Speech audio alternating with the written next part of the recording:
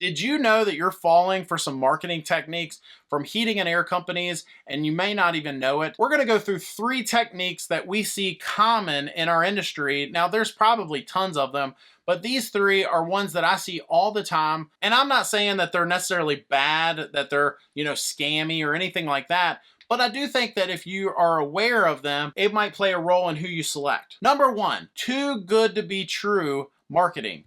A lot of heating and air companies and just companies in general, they'll market things like, oh, you can get this service done that normally costs hundreds of dollars, but with us, for this month only, it's $39 or $49, whatever their sales pitch is. Just realize a lot of the companies that do stuff like this, their marketing is too good to be true. That's why I call it that, right? They're just using this deal to get their foot in the door. How many times have you seen companies like this? They'll say, well, it's only $39, but then once they get in your door and they do their little song and dance, their little marketing pitch, then they end up turning around and providing you with an estimate for hundreds, if not thousands of dollars to get a service done. Just be mindful of that. One of the companies here in the state of Virginia, I've heard them say, well, we're going to give you a free furnace if you buy an AC system from us, or vice versa. Maybe it's a free AC system if you buy a furnace. I can't remember. But whatever the tactic is, nothing's free. They're just marketing a different way. Maybe they're raising their prices for one so they can give the other one to you for free. I don't know.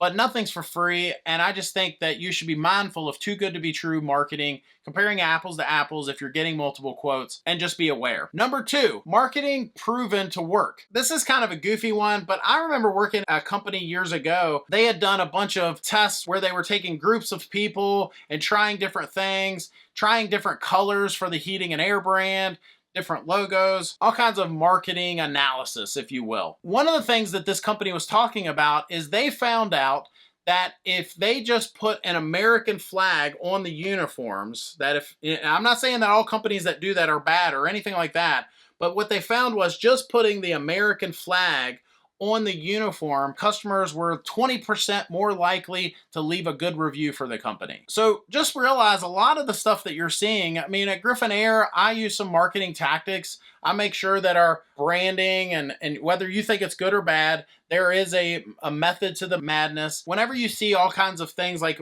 whether it's how a truck's wrapped, or they're marketing on the uniform or truck, or the materials like brochures, there's always different little things that they're doing to try to earn your business, obviously. But in some cases, they have tested it and realized that this marketing works versus that marketing. Again, doesn't make these companies good or bad or anything like that. I just think that you as the consumer should be aware of that and mindful of it when you're choosing who you're going to go with. And then finally, number 3, and that is a lot of websites today. We've touched on this in some of our other videos, but a lot of websites will change who you're going to select based on who pays them money. And what I mean by that is there is one website I can think of in particular, but a lot of them do it. But what this website will do is if you go there and you're looking at one company, so you're looking at brand A or company A, they'll put company B right above them, right at the top when you go to their profile, or if you're checking their reviews, and they'll say, hey, instead of choosing this company, you should choose this company. And that's because the company on the top is paying them money. But it's not just that. Some of the websites, they'll change the reviews. They'll put the bad ones at the top if the company's not paying them, or they'll put them at the bottom if that company is paying them. All kinds of different things like that. Just be mindful of that as you're looking around, doing your homework. Obviously, word of mouth is always good. Find out who your neighbors use. Find out why they use them, right? Just because your neighbor likes somebody doesn't mean you're going to like them. And as always, don't be afraid to get a couple quotes. Once you find somebody you connect with and trust, you won't have to do as much of that anymore. Anyway, I hope that helps. Thanks for watching. Hit that subscribe button. We'll see you next time.